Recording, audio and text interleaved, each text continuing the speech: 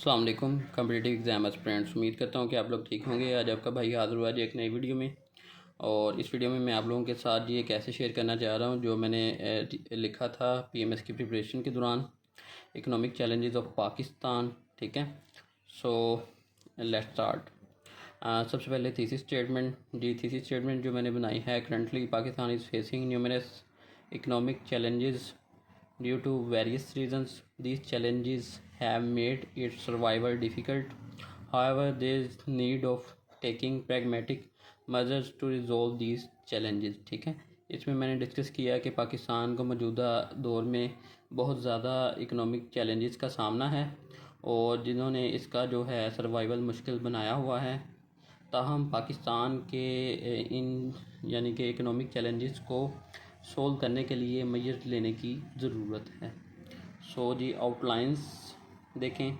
उसके बाद जी फर्स्ट जी introduction heading दी है मैंने, जो कि किसी भी ऐसे में इंट्रोडक्शन होता है जो हमने लिखना होता है। सेकंड जी मैंने कहा जी what are the reasons of economic challenges of in Pakistan के पाकिस्तान में इकोनॉमिक चैलेंजेस क्या हैं। हमने जो थीसिस स्टेटमेंट ली है उसको आहिस्ता आहिस्ता इन हेड्स बना के, ऐसे हेड्स बना के ना डिफ़ाइन करना। सो सबसे पहला यही हेड था कि पाकिस्तान में कुछ रीजंस की वजह से इकोनॉमिक चैलेंजेस हैं, तो मैंने उनको ही पकड़ा है कि वो क्या रीजंस हैं। सबसे पहली रीज़न जी first, high rate of corruption is pushing Pakistan towards weak economy. सबसे पहला जी पाकिस्तान में करप्शन बहुत ज़्यादा है। सेकंड जी poor economic policies and budget deficit are the cause behind poor economy. Pakistan की पुअर इकोनॉमी के पीछे पुअर इकोनॉमिक पॉलिसीज़ भी हैं और बजट डेफिसिट भी है। ठीक है, पाकिस्तान में जो खर्चा है वो ज़्यादा है लेकिन रेवेन्यू कम है क्योंकि करप्शन की नज़र हो जाता है। जो भी हमारा रेवेन्यू होता है उसमें से आधे से ज़्यादा करप्ट जो पीपल हैं वो खा जाते हैं और हमारे बजट में जो है डेफिसिट शो होता है।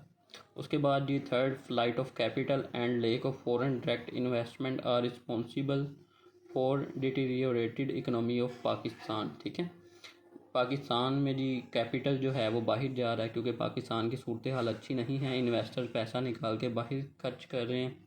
और दूसरा जी lack of foreign direct investment, बाहर से हमें इन्वेस्टमेंट आती नहीं, पाकिस्तान की जा रही है और पाकिस्तान के बाहर से हमें आ भी नहीं रही।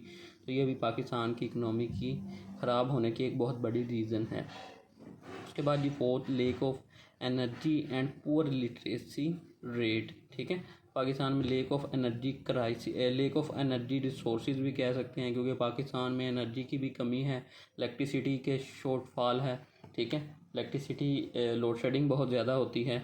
ठीक है, कुछ गाँव और विलेजेस ऐसे हैं जहाँ पे जो है इलेक्ट्रिसिटी बहुत ज़्यादा जा रही है, बहुत ज़्यादा देर तक लोड शेडिंग होती रहती है। तो इस सूरत हाल की वजह से पाकिस्तान में इंडस्ट्रीज़ चल नहीं रही। ठीक है, इंडस्ट्रीज़ की मशीनें बंद पड़ी हैं, मैन्युफैक्चरिंग प्रोसेस स्लो हो चुका है और हमें बाहर से चीज़ें इंपोर्ट करनी पड़ रही हैं। पुअर लिटरेसी रेट पाकिस्तान में जी 58% लिटरेसी रेट काउंट किया जाता है, बट उनमें से जो सही पढ़े लिखे हैं वो 10 से 15% हैं क्योंकि हम लिटरेसी में काउंट करते हैं कि जो न्यूज़पेपर पढ़ सकता है वो लिटरेट है। बट खाली न्यूज़पेपर पढ़ना ही काफ़ी नहीं है, बहुत से और काम जो कि टेक्नोलॉजी में, साइंस में, ठीक है, आपको एडमिनिस्ट्रेशन में, इस सब चीज़ों में बहुत ज़्यादा क्वालिफ़िकेशन की ज़रूरत है, तो वो हमारे मुल्क में नहीं है। उसके बाद जी ये रीज़न थी। अब हम जाते हैं कि हाउ हेड बनाएंगे third, how the survival of Pakistan has become difficult due to economic challenges. अब मैंने रीज़न बताई, अब इन रीज़न्स की वजह से जो पाकिस्तान का सर्वाइवल मुश्किल हुआ पड़ा है वो देखते हैं कैसे। फर्स्ट जी Pakistan has been trapped in a vicious cycle of circular डेप्थ एंड, ठीक है यही है। तो पाकिस्तान जो है वो ट्रैप हुआ पड़ा है सर्कुलर डेप्थ में। पाकिस्तान का जो इंटरनल और एक्सटर्नल डेप्थ है वो बहुत ज़्यादा हो चुका है। पाकिस्तान का डेप्थ जो है तकरीबन $150 बिलियन हो चुका है। ठीक है, तो ये बहुत बड़ा डेप्थ है। देखा जाए तो छोटा भी है लेकिन पाकिस्तान जैसे मुल्क के लिए जिसकी जीडीपी ही बहुत कम है तो उसके लिए बहुत बड़ा डेप्ट, ठीक है, डेप्ट है। उसके बाद जी second, socio economic and political development of the country has been restricted due to poor economy. ठीक है, पाकिस्तान की सोशल डेवलपमेंट भी रुकी पड़ी है क्योंकि हमारा जो है मुल्क वो मल्टी सोशल है, यानी कि हमारे मुल्क में मल्टी कल्चरल सोसाइटी एग्जिस्ट करती है, ठीक है, मल्टी लिंगुअल मल्टी कल्चरल, तो इसलिए सोशल डेवलपमेंट भी इतनी ज़्यादा नहीं है। उसके बाद ये इकोनॉमिक डेवलपमेंट तो आपको पता है क्या हाल है। उसके बाद पॉलिटिकल क्राइसिस की वजह से पॉलिटिकल डेवलपमेंट भी नहीं है, जिसकी वजह से पाकिस्तान की इकोनॉमी इन सब चीज़ों की वजह से जो है वो पुअर इकोनॉमी हुई पड़ी है, इकोनॉमी डिटीरियोरेशन का शिकार हो गई है, ठीक है। उसके बाद जी हम देखते हैं थर्ड जी, inflation rate has increased due to weak economy. हमारे मुल्क में महंगाई बहुत ज़्यादा बढ़ गई है, हर चीज़ जो है वो 3 से 4 गुना महंगी हो गई है पिछले 2 से 3 सालों में, ठीक है। जो चीज़ तकरीबन आप एग्ज़ाम्पल के तौर पर 5 रुपये की चीज़ थी वो अब 20 रुपीज़ की हो गई है, यानी कि महंगाई जो है वो 300 गुना बढ़ गई है, ठीक है। सो ये भी एक बहुत बड़ा फैक्टर है। उसके बाद जी poverty, fourth point, poverty and unemployment rate have raised, ठीक है, हैव राइज्ड। सो ये भी बढ़ गए हैं, पॉवर्टी भी बढ़ गई है, अनएम्प्लॉयमेंट भी बढ़ गई है। उसके बाद जी fourth heading, how the economic challenges of Pakistan can be curtailed. हम पाकिस्तान की इकोनॉमिक चैलेंजेस को कर्टेल कैसे कर सकते हैं।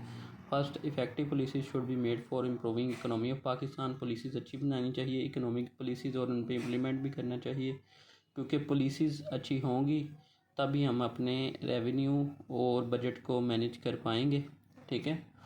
उसके बाद secondly, accountability institutions should be strengthened.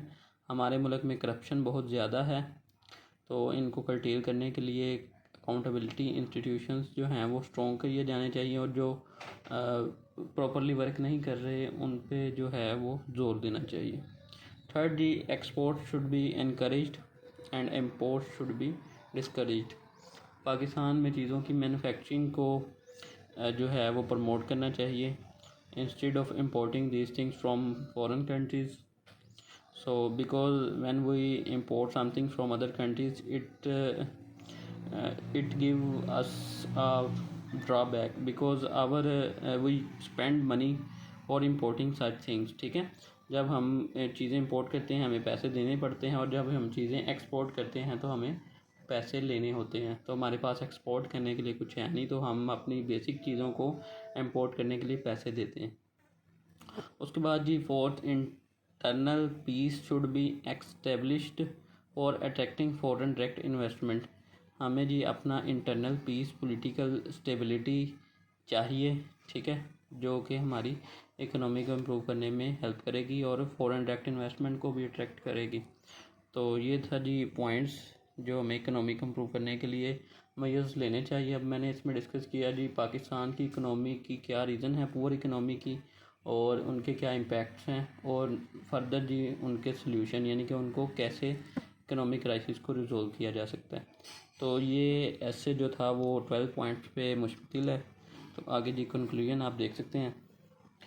तो उम्मीद है जी आपको ये ऐसे अच्छा लगा होगा।